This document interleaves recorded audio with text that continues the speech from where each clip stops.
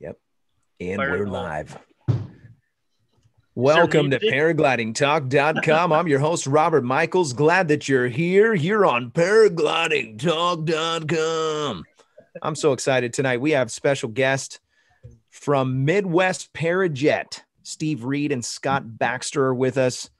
I'm stoked, man. Thank you guys so much for joining. You're also joined by Craig Taylor, Nick Fasakis, Sean Nafsker, Anthony Paragrango, and Nebraska PPG in moderation. A new moderator, Josh. Oh, Nebraska thanks for PPG. Yeah, we had to bump him up. About time. It took him years to get here, but he's there. I got a little screwdriver next to my name. Yeah, no, it's a wrench. You made it. We couldn't find the screwdriver. I do want to start the order of business. Welcome to episode 160. If you want to support this show on Patreon, you can do that. There's a link in the description. Also, there's a bunch of people that support the show on PayPal. For the price of a cup of coffee, you can learn something that might save your life or somebody else's. Support the show. Keep this thing rolling. By the way, this show is brought to you by a very special organization, paraorangeproducts.com. Last week, I forgot to mention them. So I need you guys to go buy stuff from Para Orange Products to redeem myself. I don't know how it happened, but when I print my stuff off, I print my list of sponsors, and I somewhere didn't make it in. So I'm sorry, Larry, who's that sponsor again, Robert? Para Orange Products. Where are they at? Where are they at? Not here tonight. Oh, they're in Florida, though. Somewhere. Yeah, they're in Florida. Yeah, if you know Larry, he's a great guy. Larry has all kinds. I just bought a bunch of stuff from him too, by the way. Stuff's coming. Gringo, our stuff's on its way. They shipped it. We got some lightweight stuff, Sachs. It's coming. So anyways, also the show's brought to you by a new sponsor, ppgzone.com. Josh Perry is the guy who runs that website. All kinds of cool stuff on there. Go check out that website. It's ppgzone.com. And I'm a member. I've even loaded my picture on there. So if you want to go on there and maybe post some pictures and selfies and stuff like that, it's kind of like an alternative, I guess, to some of the other social media platforms. So it's pretty cool, and it's unique in that it's all pilots. So you'll really enjoy that. Go check out ppgzone.com. Speaking of PPG Smoke, Ryan Roberts is giving away 2 motors. Not the frame, but just the motor itself. What is it again? It's a Simonini 120. Yeah. I have it written down here. Corsair, I thought. Yeah. Simonini. You're right. Simonini 120. So I had it in my notes, but it's like a small one and a big small one and a big one. Yeah. And anyways, your choice of whatever you want. Yeah, and how it works is if you go to the website ppgsmoke.com, if you get online and you order the new headset. Sorry, I'm a little disorganized here. I want to make sure this is right. You get your name put into the raffle, and that's how you can win a motor. Yeah, so I should have like 15 names in there. So, yeah, if you have bought more than one, your name goes in there for every time. God, where did I write this? I've got so many notes here. Now, Robert, sorry, I'm a little bit late here. I've been filling in this wheel, but I believe that whole Para Orange thing deserves a second shot out there, sir. Yeah, we got to play catch up here a little bit. So, please pardon us and our slouchiness, but we're getting on top of it. What was that website again? paraorangeproducts.com. Excellent. Thank you, sir. I know I wrote this down was beautiful. somewhere, but it's not here. It doesn't matter. You should record that and make it like a little button. You can hit it and be like paraorange.com. If I was as slick as the guys over at Paramotor Nation, I would have all this recorded. But then you just skip the whole thing, right? You know what I mean? You just wait until all the commercials are done, then you watch the show. There was that's true. There was a request for Charlie to be on camera. Charlie. Hey. He's such a good dog. So let's get into this. So if you go to PPG Smoke, you can win this one of 2 motors. So you just buy the headset, and these headsets are incredible. And by the way, I got to fly with them. I got to use them. I didn't know what I was doing, but these things can do all kinds of special things. Go check out the website and buy yourself a pair. They're not cheap. They're about 400 and something bucks. They're relatively cheap. They are pretty incredible. And they're going to be flying off the shelves soon. So stay tuned. And if you want to get a motor, that's how you can do it. Also, the show is brought to you by paramotorprops.com. If you were looking for a great deal on props, go to paramotorprops.com. Best deals on the interwebs. And I'm excited about that. So thank you guys. And I'm really excited about tonight's show. So Steve and Scott run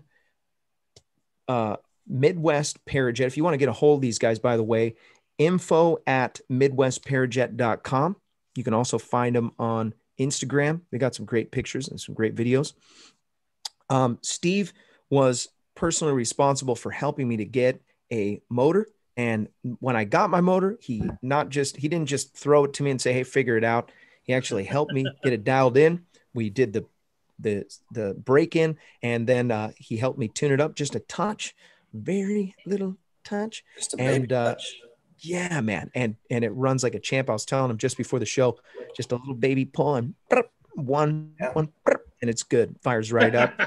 And that's what I was really hoping. By the way, I in the beginning, I was really struggling to just.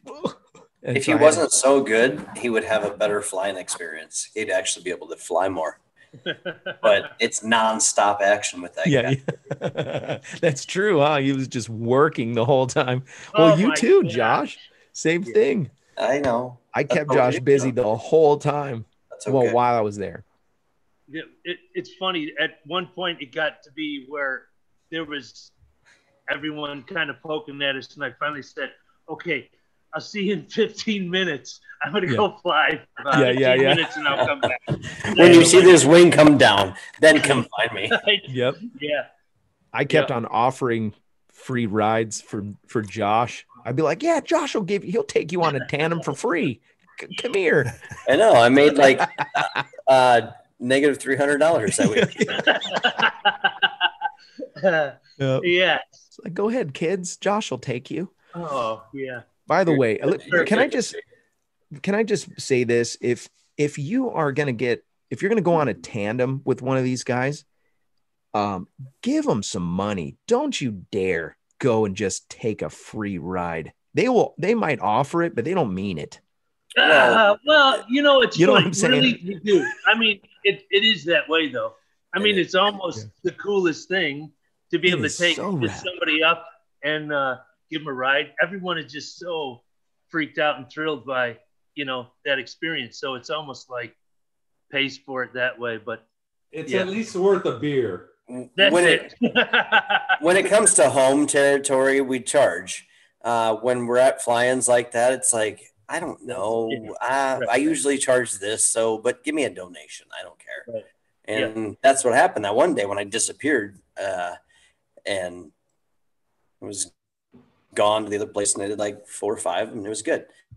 The great part about that is you get to share a flying experience, and hopefully maybe out of 5, maybe one of those people will come fly, get trained and fly with us. Yeah. Yep. Right. That's exactly it. Yep. Yeah, that's awesome, man. Yeah, it's like an introduction. What do they call it? Introductory flight. Yeah. So let's talk about how you guys got into the sport. I want to start with Steve. How did you end up getting into paramotoring? And then we're going to ask Scott how did you guys fall into this crazy?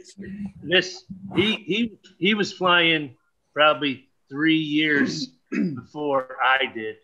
So actually Scott's story goes first. Okay. Yeah. Okay. Scott, you go first. Yeah.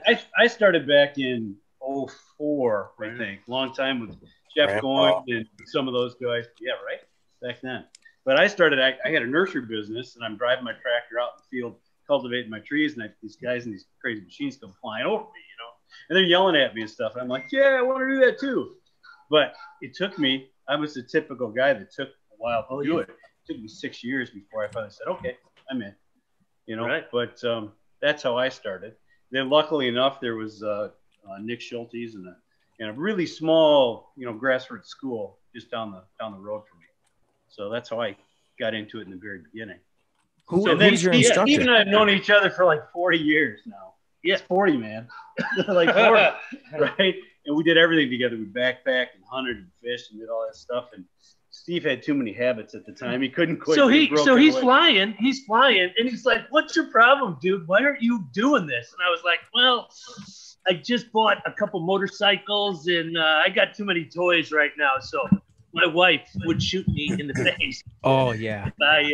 So Aaron! I had to wait a little bit and pretend like it wasn't something I wanted to do. And anyway, yeah. So once he was flying, then he kind of got me going and started teaching me how to fight and do all that stuff. So I don't know, it worked out pretty good. It was easy to get into the sport when you had somebody a friend as close as Scott was to me that was already doing it. Then it wasn't so scary. He's like, "Don't worry, it's cool. Come on."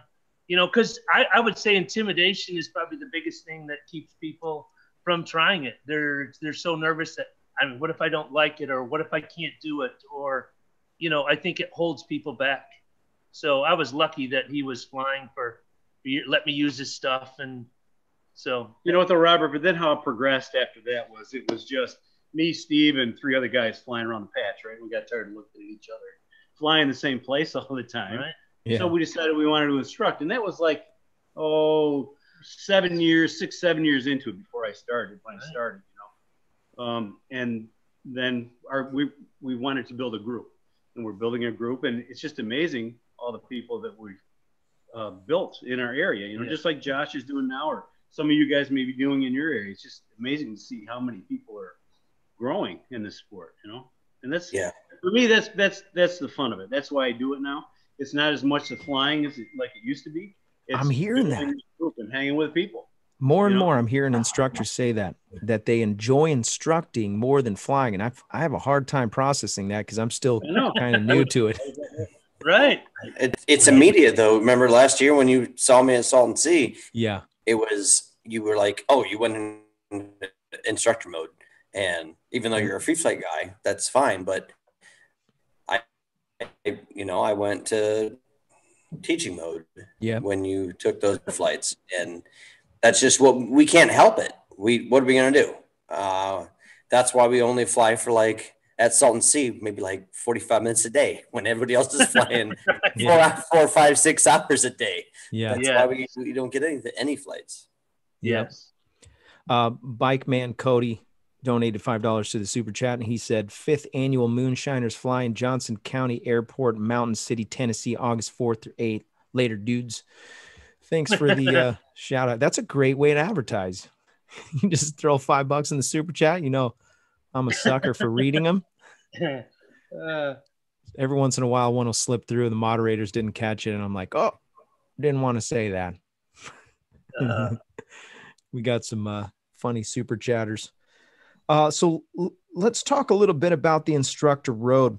What makes a good instructor? And then I want to talk about why your school is stand apart. I've heard so many good things about your the methods to your madness. I kind of want to dig in a little bit.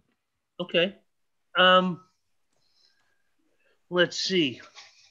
Why the instructor? What makes a good instructor? I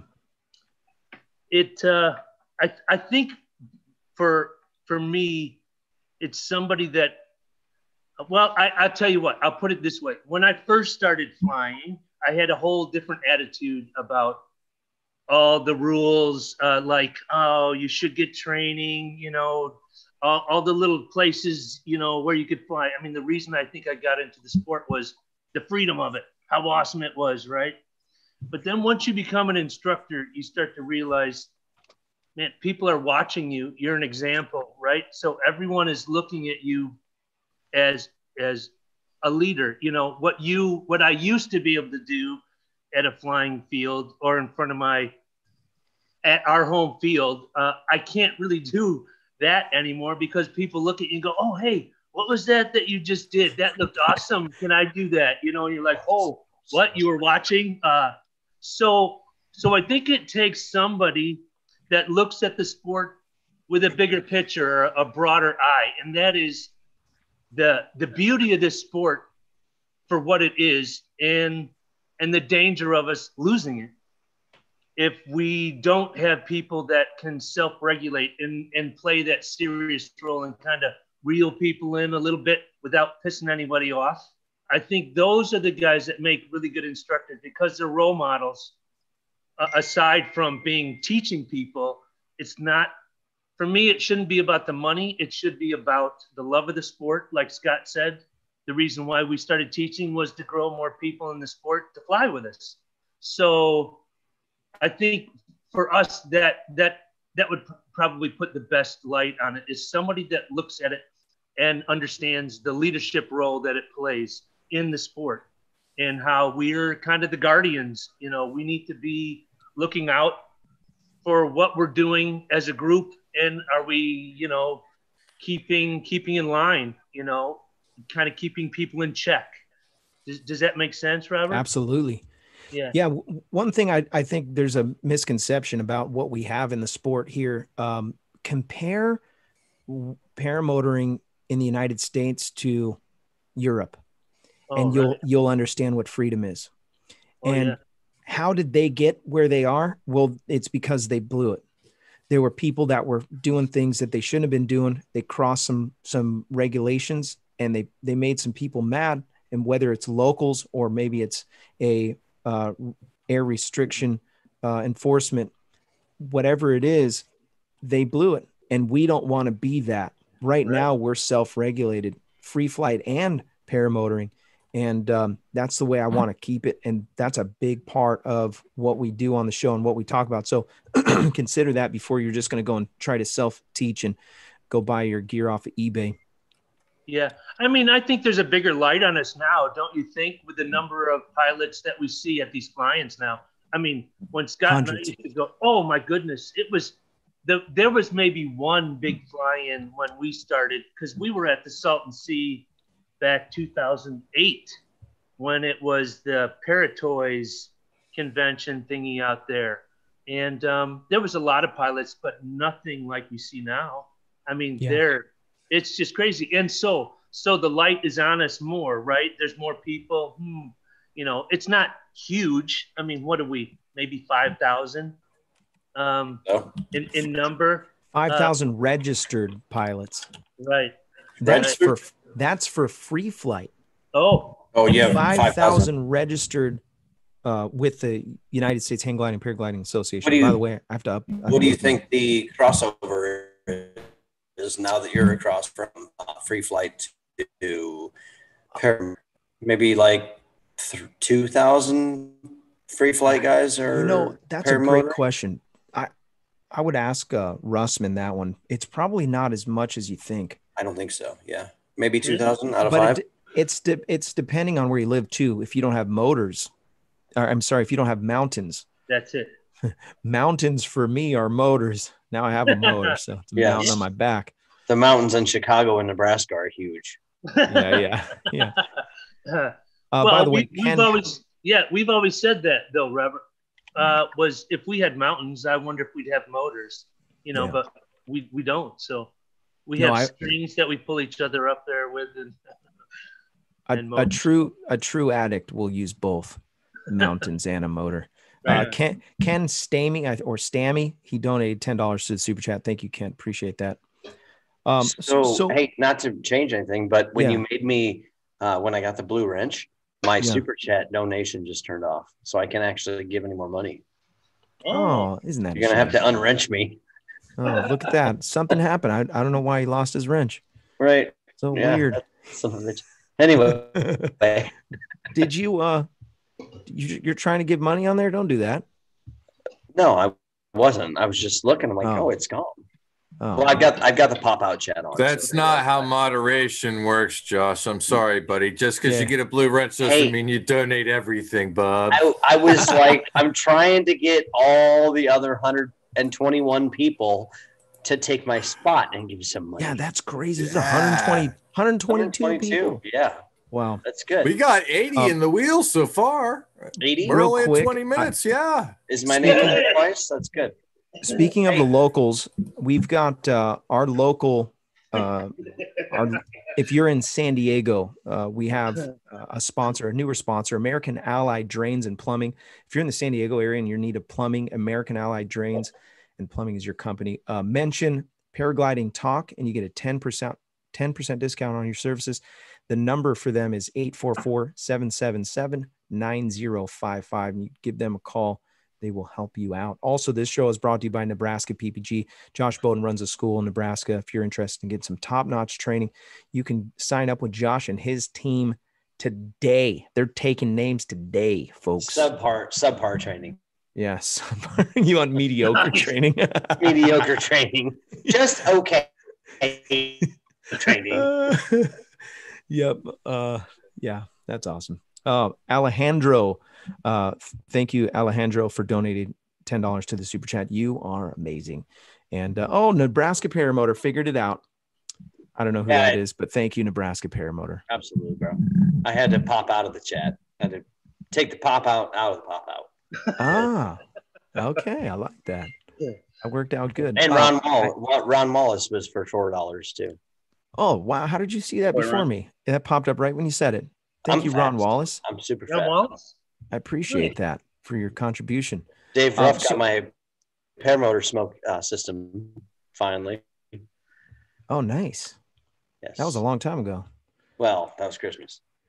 I'm super fast at shipping. U.S. slope, yes. So you've got some years of experience now with instruction. I don't want to try to bash other people or other instructors. That's the beginning of starting a fight, isn't it? You say stuff like that. You're like, I don't want to sound like a jerk.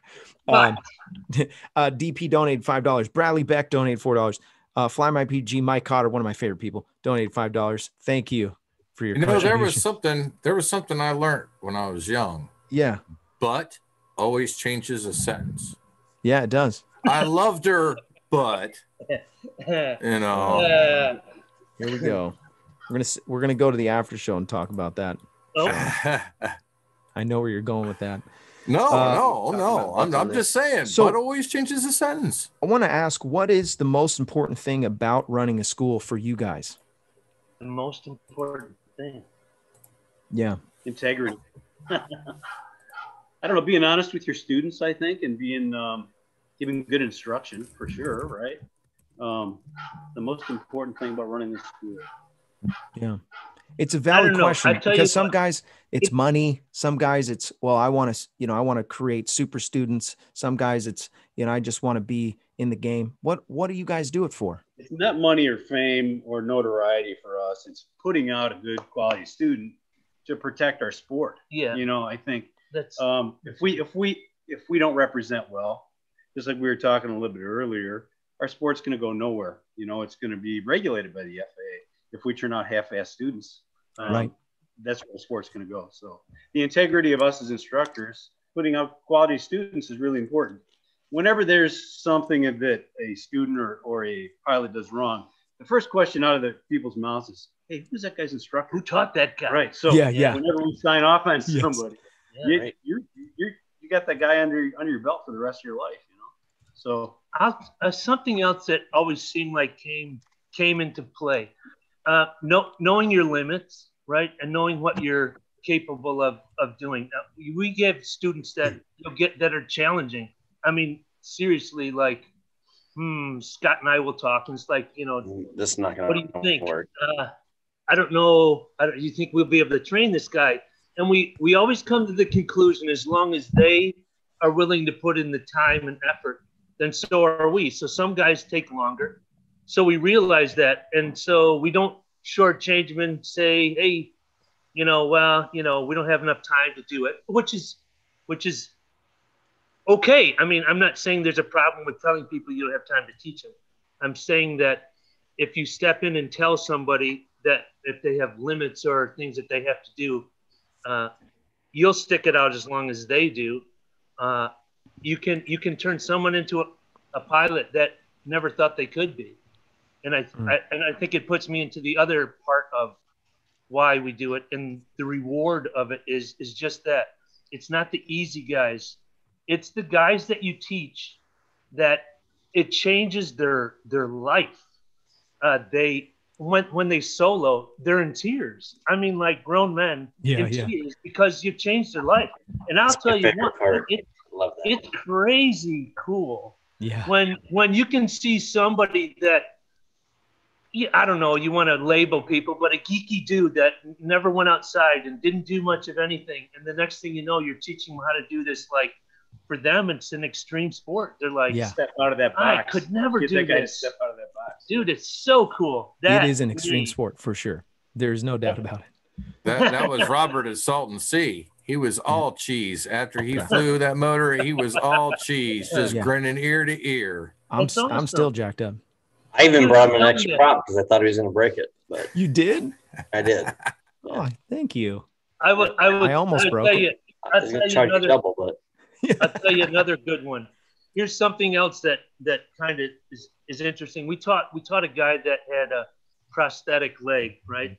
So we had to figure out how we could get him to steer the trike. You know, we put him on actually a quad, and he couldn't run the kite, right? So I pushed him around, you know, all day long, push behind that quad, right? Yeah. So one day I was kind of a little crabby, and I got home, and my wife was on me about shit that I hadn't done, and I told her, "Get off my back! I've been pushing a one-legged man around the field all day today. So get off my back!"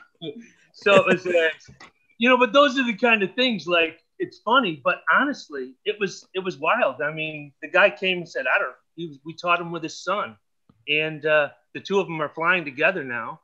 But it was pretty cool to be challenged that way, and to be able to come together, figure out how we're going to go about it, and accomplish a goal like that was huge. That was really cool. That's Speaking of students, the special ones are always the guys or people that, you know, really appreciate the effort that you put into it. I mean, you know, they know they're challenging or are going to be a little more difficult or something. But yep. Victor Dramba is one of your students. He said, "Thank you, Steve and Scott at Midwest ParaJet, for getting me in the air with quality training. Flying feels natural." Mom donated $10 to the super chat. Fly My PPG, Mike Cotter, donated $20 to the super chat. Thank you. Yeah, he's a champ. Jim Lovett also donated $25 to the super chat. He said, Scott, he said, Scott and Steve are the best. Great school, 100%. And Steve just said shit, so he donated $10. Yeah, I paid for it. Yep. So did you. Oh, we were doing so well, man. We were so good. 27 minutes. Yep. Yep. Jim CR120 got you on the cuss jar. Bill H donated $10 to the super chat. Appreciate you guys doing that. Hey, Robert, your boy got put in timeout by Ripman. Oh, no kidding. Aiden got in timeout by Ripman. Wow. For a whole whopping 300 seconds. Wow. You know, oh man, must have been pretty good. Wow. I will let you guys know that he is a professional troll, and you guys, you don't know what you're getting. Do you realize that I'm gonna say something right now, very controversial. Taven was the fake Super Dell for a while. He created a fake Super Dell account and was trolling for about, I don't know, maybe 20 episodes. He would just excellent job, not Matt Minyard. Excellent job. Yeah. That's tricky marketing for you. Yeah. No, he is pretty slick. I got to keep a close eye on that boy. Yeah. Gosh, there's so many people in the chat. Predator Paramotors in the chat. What's up, Predator Paramotor? So let's talk a little bit about, there was one question, and a guy named Paul Elwood, he's a really cool guy, local here. He said, what is the 3 most common mistakes your students make? And I want to add to his question, when he talks about, Paul is going to probably fly trikes, and he hasn't flown yet. He's looking to get training eventually. What are the 3 most common mistakes students make? I'll give you one right off the bat. They stop once they learn how to kite, they think they have it, and they move on and they stop kiting. So that kiting skills they stop developing, and it hurts them actually even after they solo. You know, they think, oh, I'm flying now. I don't need to spend that time on the ground anymore. But we all know that the guys that are awesome pilots are awesome wing handlers. I mean, that's the name of the game. So I would say that's number one is not practicing enough, you know, for sure. Right. Not becoming a master of that wing. Of course, the foot launchers, you know, sitting on takeoff. Right. That's the one that they all want to do in the beginning. I guess one of the mistakes. Did you do that? Skid mark. Yeah. What is the third one, Steve? Probably. Let's see. Oh, not showing up at the field enough. Oh, being impatient about learning their way into things, and this is progression. Yeah, I mean, they always want to rush to the next thing, and the basics in this, it's just like anything, like gymnastics. You build from basic skills to do the more extensive skills. So I would say working on those stupid things like flying flat and straight and understanding your wing better and what you can do to that wing and what it likes to, I don't know. I think people take for granted. The wings are so good now. If you pull a string, you're going to do something pretty crazy. Now, whether or not you understand what you've done, so, you know, is another thing. But I think getting to know that wing better is what guys take for granted. I don't think that's what I always say is just slow down, stop, just slow down, just relax, slow it down a little bit, and you're going to be good. Just slow it down. Right. Like there's no rush in any of this. Just slow down. Right. Yep. But that's Josh just yelled at me actually when I was in Salt. Yeah, he was yelling. I'm a screamer. Your wing. I'm a screamer. I'm like, will you just calm down? Slow down. Stop. I shouldn't have done it. I shouldn't have Slow down. Slow down. Like we're never going to go anywhere at this given point. Just it's going to the whole action after we take off is so amazing. Just slow it down from the get-go. Yeah. You know, there's no rush. There's no rush. Even from training. Yeah. It's all just slow it down. Slow down. The impatience that you see, you'll notice guys that are also the better pilots, you see how relaxed they are when they do their inflation. They take their time. They power up. It's not a rushed thing. It doesn't look like, oh, man, I got to get this thing going and get in the air. It's very controlled from the point that you lay your wing out to the inflation. And each step, there's a stopping point. Is it going good? Okay, take the next step. But if it's not, then you have the choice to slow down, fix your wing, you know, but you see the rush to get that power in your hand. And all I got to do is get some power on this thing and get a little bit of break, and I can get out of anything. And that's what gets guys in trouble, I think. So to take the time to slow down, to be in control the whole way through, I think is what it'll make you look like a better pilot. Plus, it'll keep your kit safe, and you won't have too many issues then. So, yeah, that's revelation. I like that. Yeah, that sank in tonight. Slow down. I'm always rushing to try to just get up in the air with my buddies. And lean back, Mr. Free Flight guy. Are you still running the bullets? Bear poops in the woods, bear stomps in it. Those two right there. If you have that in mind, bear poops in the woods, straightens his back out so he doesn't get doo-doo on his legs, and then he stomps on it and lets the motor push forward. But you know what? I started off free flying, running like I had a motor on my back. I'll show you my first video. Oh, I'd like to see your video of when you vomited again. Just to bring that up again. Unreal. Josh, Unreal. I drilled Robert the full week after that about. I know. I can't wait until the show gets big enough that I can have an HR department that I can complain to. Yeah. This is harassment. Yeah. Well, you know what? You threw up. So. Well, You try infinite tumble and not throw up. I did that on accident one day. No, I didn't. You did the infinite by accident. Hey, Josh, Justin showing. I got this. All right, here we go. If you've been talking, by the way, your name's been put into this wheel. And tonight, I think actually Midwest ParaJet is going to give away something. I never win, so that's a credit. Oh, yeah. Hey, Sean, can you put my name in this time? Scott, what are you guys giving away tonight? Just giving away a BTD. Hyper performance jacket. Yeah. High performance jacket. These fancy ones that we've been wearing. Jackets are awesome. These Very are the best jackets ever. You could. I take them against one of those $300 jackets anytime. Here it goes. By the way, the spin of this wheel was brought to you by I Fly Indiana Powered Paragliding. If you're interested in flying paramotors, no better place to Resurgence. I Fly Indiana. Oh, Mike Cotter's going to win. Mike Cotter's going to. No. It's Dustin T. Meyer. I don't know. Predator, it's going to be Chris. Oh, my gosh. Look at how close Chris and Dustin T. Meyer was. No, it's T. Meyer. It's rolling. I called it.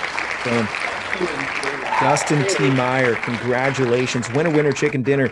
Reach out to Midwest ParaJet at info@midwestparajet.com via email, and they will get you guys set up. There's also a link in the description. Thank you, Justin T. Meyer. Justin T. Meyer, if you guys don't know, is the guy that first let me borrow his paramotor at the Salton Sea Flying before I walked down to Josh's camp and took one of the Moster 185s. Yeah, Justin was like, yeah, go ahead, man. T. Meyer, good friend, near and dear to my heart. Awesome. Yeah, super cool guy, by the way. He's a student of Predator Paramotor, as a matter of fact. Those guys came, swooped down into my camp, landed like eagles. And they're just like, what's up, dude? And I got the GoPro out. I was all excited. Super cool. What else do you have to give away? Thank you, Sean. Don't make them give away a bunch of stuff. No, not them. I got another one of those. I got another one of those jackets too. We got two of them. So. I would love one. Thank you so very much, Steve. Oh, Sean, we're chicken there from Sean. You know, we had 101 people in this wheel this time. You know, I did not see my name on there, Sean. So you guys need to hear this. Your name not Matt Minyard? You were in there. Brittany that's Boschnick. Right. She commented with $5 and she said, next costume change, Steve better be something I got you for Christmas. That must be an inside joke. That's my daughter-in-law. Oh, that's your daughter. Okay. Yes. That's great. Yeah, see, she noticed I keep changing my shirt for my guys. So yeah. And that's a Predator Paramotor shirt. I like that. I have one of those. Yeah. Way to represent. Let's talk about mishaps. How often are you guys dealing with mishaps during training? Yeah, I already gave you all the softball questions. Now we're moving into the nitty gritty. Yeah. Not often. It's not. It isn't often. What's the most common? What most common? Yeah. What's most common incident that you're dealing with mishaps? Excuse me. The dude's sitting on takeoff on their solos. So they power and blowing up props. We had one that took a pretty good ride. I don't know how he made it off the ground, but he did. He drug across the ground a little bit and then got up in the air and managed to get caught in some trees and stuff. So it was a quite an event. He didn't hurt himself too bad. He's probably watching right now. Yeah, I'm sure.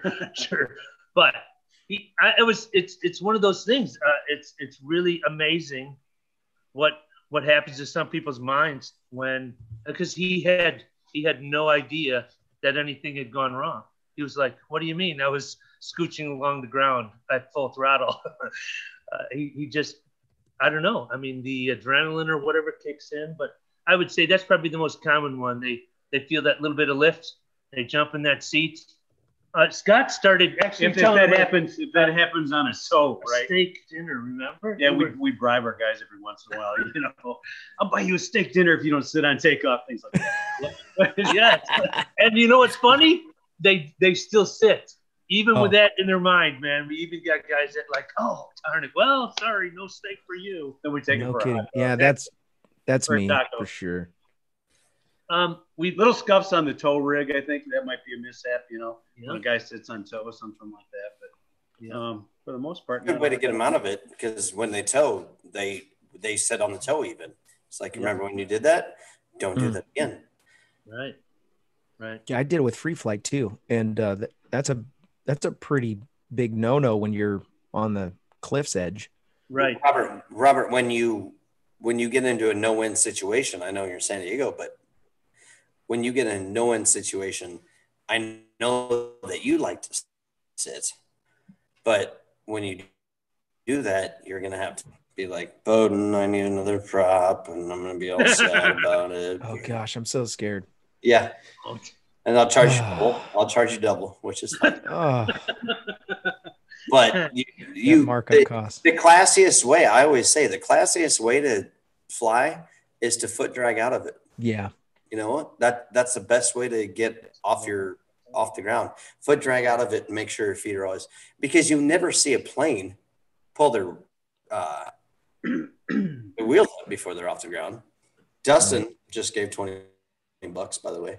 Hey, Dustin T. Meyer, what a champion. Nice. Champion of sorts. Do we have a comment yet? Since we dropped the ball on ParaOrange products accidentally, can we entertain maybe another wheel spin? Yeah. Something cool. That's a great idea. We've got 102 people. Let's give away some of Josh's.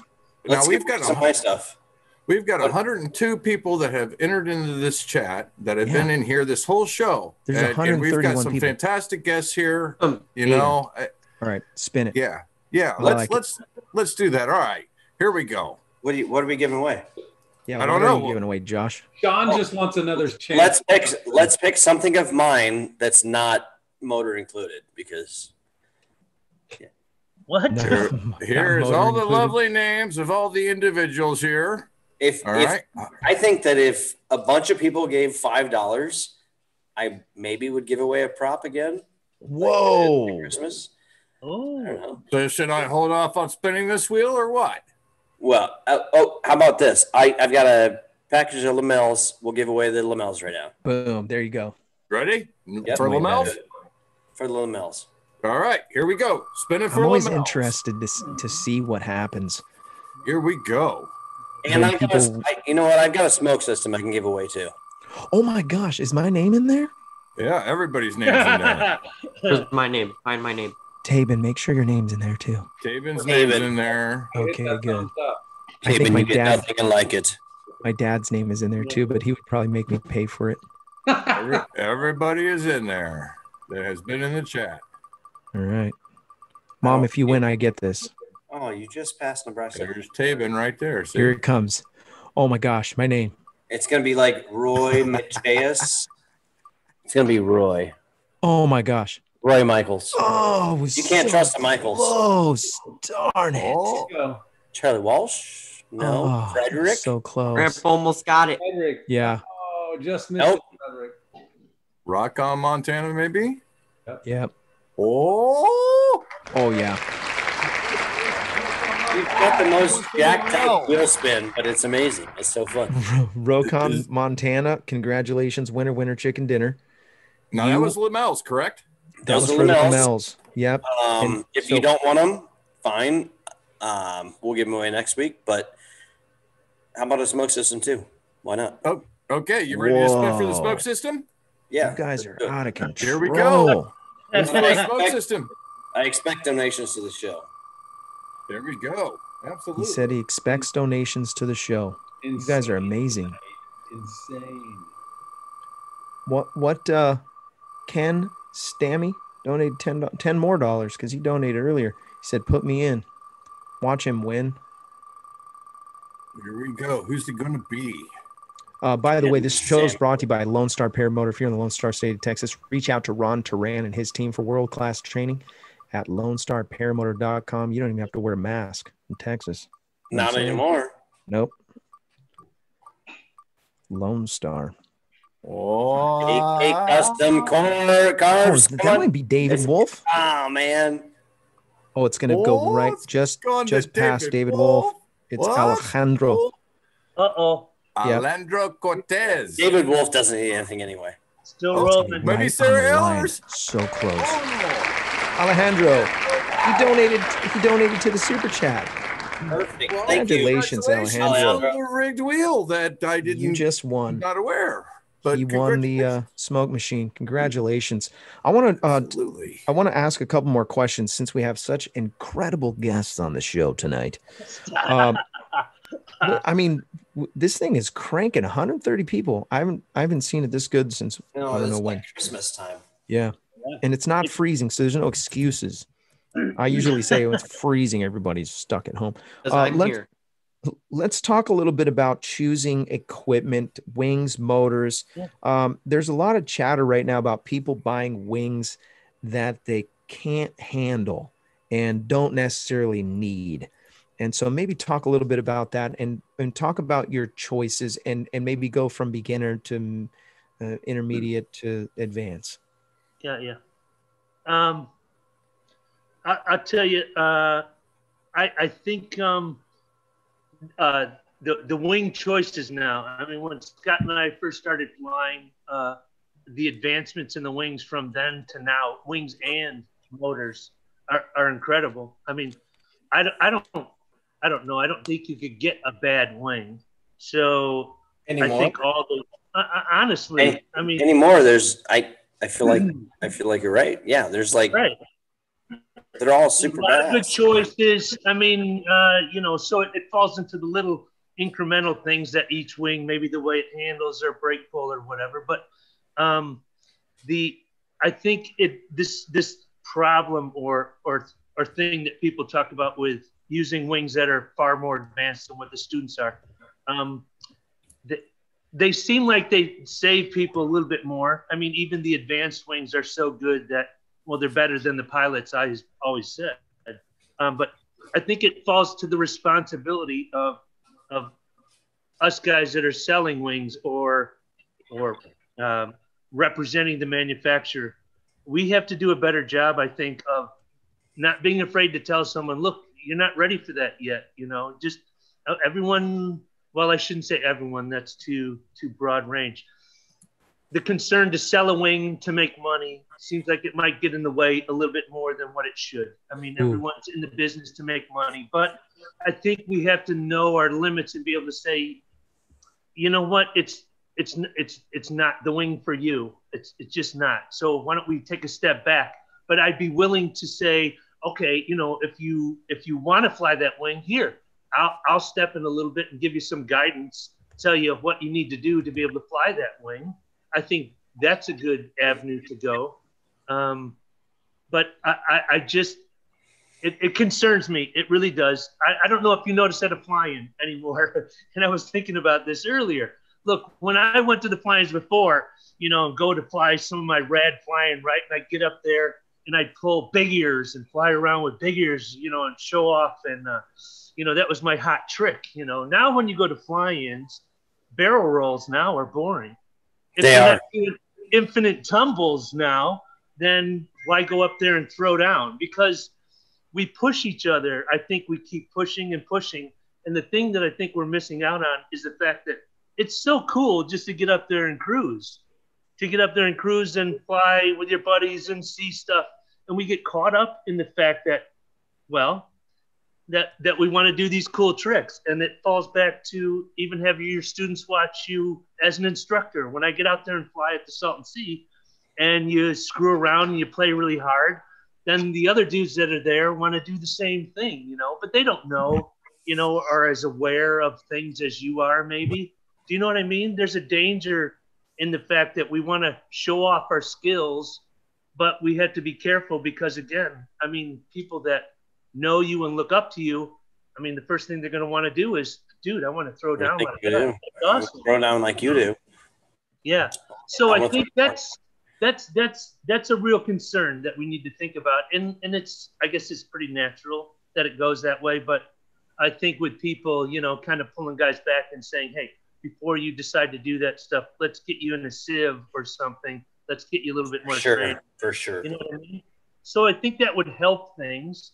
But as far as the wings, which ones that we prefer are the best?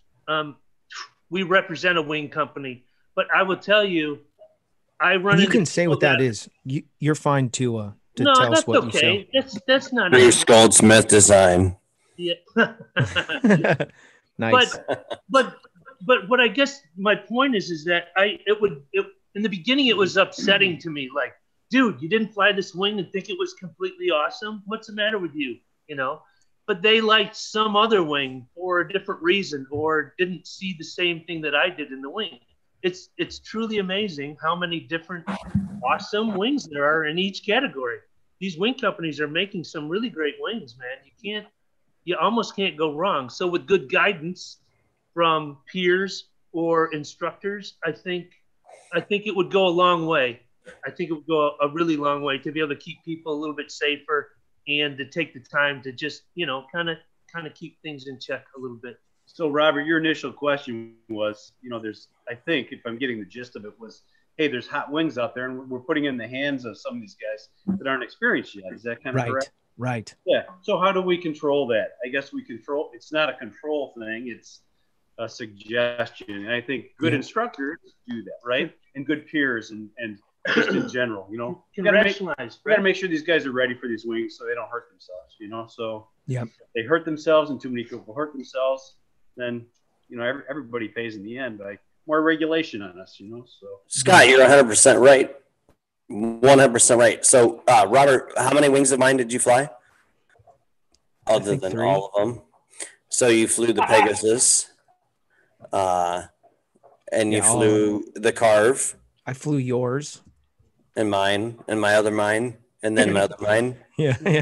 Right. Yeah. No, I flew your personal one, like the one that you fly. I just took that. Well, you took my Pegasus. Yeah. One day, and then you took my free ride. Yep. And then the only one you didn't take, speaking of like certain wings, is you didn't. And the crazy thing about that Luna, which one didn't I take? The Luna 2. The Luna 2. Oh. Yeah. Oh, I didn't even know you had that. I would have tried it. Oh man. Well, nice. Sure. Maybe is that a beginner wing? If you'd have stayed there for more than like 42, you weren't even there long. Come to Florida next week. We'll have a bunch of BGD demos for you to fly. So nice. Yeah. See, the great thing about all their demos, they get like fitted down to me and for my school wings. But you should have flown the Luna because it's such an amazing wing to fly, and it's almost as bad as a D-wing, like the Carve or really. Okay, so the Luna is a spicier wing. Steve, what is it? Yeah. I thought you were harassing me about not flying any A wings. No, so it's a spicy wing. I should have let you fly that wing because it's a bad wing. I would have tried it for sure.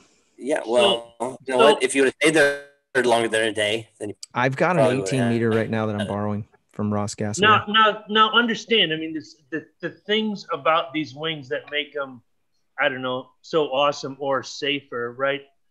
I think you could fly a lot of the wings, take them up, fly them straight flat, don't yank on those handles too much, and everyone would probably be pretty safe. It's the capability of the wing, right?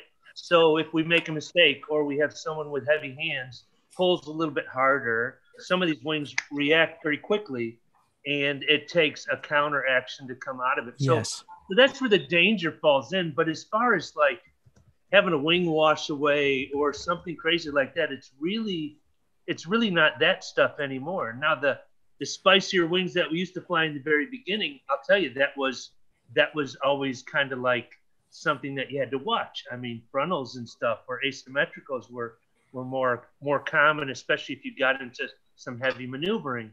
So that's why I say now the wings are made so well that they almost feel really safe to the guy flying it. But the passive safety isn't there on those upper B's and C's as much as there are on the lower wings. So if I do get myself in some trouble, I have to know how to get out of it because the wing won't take me out of it on its own. Right. So you got to get to work. That's it. But see, understand though, the feeling though, flying straight, other than getting into anything heavy, the feeling is still really solid on most of these wings. Feels awesome. Like, no, this isn't anything. This is, it doesn't feel much different than my wing. So the safety and security that we feel in some of these wings is almost a little false. That oh, this is not that hot, until you get into something and you have some heavy pressures and your rhythm's a little bit off, and then you get into some trouble, and then you have to know how to pilot. So our bed sheet, 100%. Sometimes they fly dynamically. So and bed sheets. Texas Paramotor Training donated $10 to the super chat. He said, "Love the show. Thank you." Very kind. Ryan Glauca is a badass dude. Oh, okay. You guys know him, huh? Oh yeah. Tonight, Texas Paramotor Training. All right. One of the boys. You guys are awesome. So I told you, Robert, that we have like our Midwest training facility. Just and straight it's taking everybody over. up here that Nebraska and Chicago, all of us together have trained for so long together. I feel like I'm the West Coast wing of the group. Okay. You know what I'm saying? Yeah, and you might want to think about that though. There's some funny rules that Josh has come up with that you got. I know. I'm making rules left and right. Yeah, I know. Yeah, I know. He is out of control. So, as far as listing, Robert, your the wings, which ones we prefer. Yeah, it would be hard pressed to say, because I talk with so many of the other dealers that we work with, right? And they all have their choices. Some love the Gin, some love the Mac Para, some love the Ozone, and you can't knock anybody for any of it. It's like, you could never say, oh, what are you flying that for? This thing's way better. The wings are all good. You just have to pick what suits you better, the things that suit you, that feel better and fit your type of training. So sure. So is that avoiding the question? No, this is great. It's good to have this conversation, because here's what happens. People, they're coming into the game and they're saying, okay, well, I know that Tucker flies a free ride. Yeah. And I want to be that, and I want to do that. Right. But people don't realize it's more than just watching some stuff on YouTube and then going. I just the other day, and I know we're out of time, but stay with me for a second here. A guy reached out to me. I'm selling a wing. It's a Delta 2. It's in the C class. It's not a beginner glider. And I put that in the post. And yet I met a guy in a parking lot to sell it. And he told me, he goes, yeah, I'm getting into flying. And I'm like, the guy in a parking lot? Yeah. It was a guy, right? Yeah, it was. Yeah. Anyway. Actually, he was buying it for his buddy. And he's standing in front of me. And I said, so who's going to be flying this thing? And he goes, this guy. I go, is he a pilot? He goes, no, but he wants to be. But he's going to be. Like, sorry, buddy, I can't do it, man. Put it back in the trunk. And I'm like, look, I love you. Yeah. And why so many people are willing to take the risk and play the game. And you know what? Honestly, I did that. I took the gamble, and it almost cost me my back on one occasion. I fell super hard, and it almost killed me on a flight where I was flying big boy air and did not have big boy skills. And I had a Cascade event, and some of you are here because you saw that video and you subscribed for some reason. And that didn't have his big boy duty catchers on. I did have the big boy duty catcher. I did. That was my harness. By the way, the King Caveman donated $5. Zach Attack in the house, and Jordan Scone donated $10 to the super chat. You guys. Hey, don't worry about Jordan. Yeah, don't worry about Jordan. He needs nothing. He needs no affection. Yeah. Scott and Steve, I will throw this one thing in about, as long as we're talking about these wings. It's something that I always ask people, and it's so how many bullets, if I put one bullet in a chamber that holds 1,000 rounds or 100 rounds, what are you willing to play? Do you know what I mean? Right. And because guys get away with something, I don't care, 100 times, 200 times. If you're flying on the edge, and Scott and I used to call it the list, that dude's on the list. And trying to get them to understand, like, look, it only has to happen once. Only one time. One time. Yeah. And then it's done. And we've seen it happen. We've seen it happen recently. That's right. That's right. So I think that's something that guys need to keep in mind. Here's something else I thought about, honestly. Flying at fly-ins used to be you go out there to throw your stuff down. Now, the way that guys, you're trying to show your skills and do your stuff, but there's always better pilots everywhere that I've ever been and thought, I'll get up there and do some cool shit or cool stuff. That's another $10 in the short yard. I'm paying it for you. What I started to realize, paying it in for you. Shut up, Josh. What I started to realize was, look, I just look like a fool. That dude up there that's doing tumbles, they're throwing down some really classy, cool looking stuff. You go up there and you do your silly stuff and you think you got it going on, you know, to show off. And then this dude goes up and throws infinite tumbles. Well, then you just look like you just learned how to fly. So I think we need to concentrate less on that because really, I think people watch. They watch, and that's what they want to do. They want the attention, right? Yeah, no doubt about it. Craig Taylor, are you still on? I don't see he's sleeping. We have too many people. Craig Taylor's on probation right now. He's doing good in his violated probation. Yeah, he violated probation. He's doing time. But I mean, hey, no better way to do time than on paraglidingtalk.com. He's improving. He's folded his sheets. Look, Robert. Look, he's folded his sheets in the background. Yeah, I know. Robert, you finally have a couple of people from the Midwest. So yeah, there's a lot of people on here from the Midwest. I think Josh borrowed. Notice they have their coats on. Josh, you must have borrowed Matty Minyard's microphone or something. You're starting. Hey, Josh. Maybe he's on an island. What? Stop it. They all want you to get better internet. Craig Taylor, can you? One of the guys from Nebraska said your internet sucks right now. I don't know. Hey, everybody keep talking. Don't let Robert end the show. He's trying to end it. I can tell. No, I want Craig Taylor to share a little bit about Resurgence PPG and the NOTAMs. Oh, yeah. Resurgence PPG is a 501c3 nonprofit for veterans by veterans. Please, if you can spare a dollar, think about giving it to Resurgence or use smile.amazon.com. They're a fantastic program, help change the lives of veterans in need for paramotor training and flight. Their allies and the trainers that support them, I've seen more than a few times firsthand. It's a fantastic thing. Please support PPG. NOTAMs and TFRs. Check them before you fly, especially around general aviation, private airports. We don't want to see anybody getting hurt. And if you are flying alone, use a spot GPS or something similar. Ooh, I like that. That's new. You added that to the repertoire. Nice. I like that. Back in the big house. Yeah. Got plenty of time to think in the big house. With work release during the day. Yeah.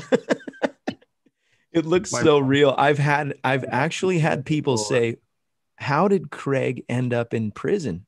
They literally were asking. Thank you, Craig. I really appreciate your what do you call that? Commercial skills. And correct. Add this to the show. Yeah, it's a staple in the show. Now I feel like I have to have it. Before we go, though, I was giving Anthony Paragringo a hard time for sleeping because Mark H wanted to know. It seems that some pilots are going to smaller and smaller wings, ignoring the wing loading. Is this an issue? I believe that was for Steve and Scott. Oh, wait. Let me look at that back. What?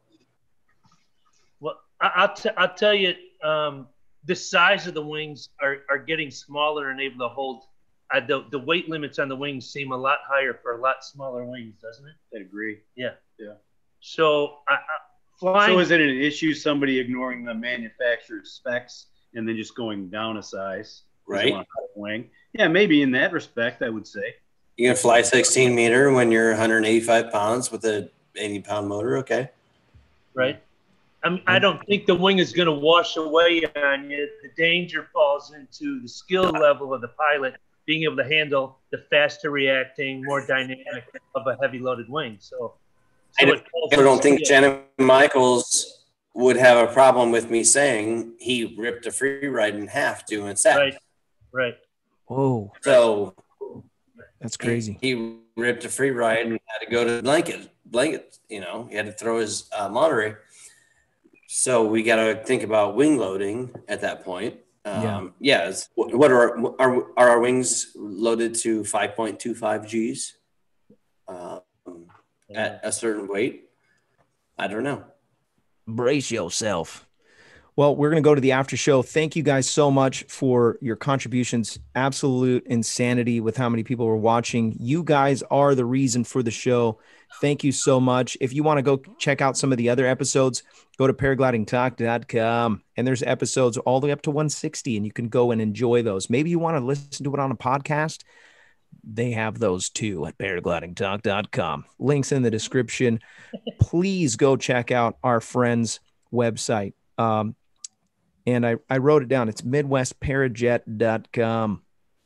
Midwestparajet.com. And if you guys want to get a hold of these guys, maybe you're thinking about getting training and you're somewhere in the area of Illinois.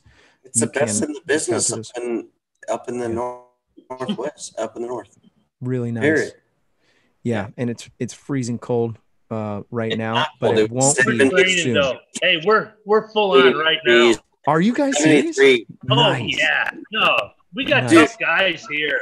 Little rain, snow. Come on.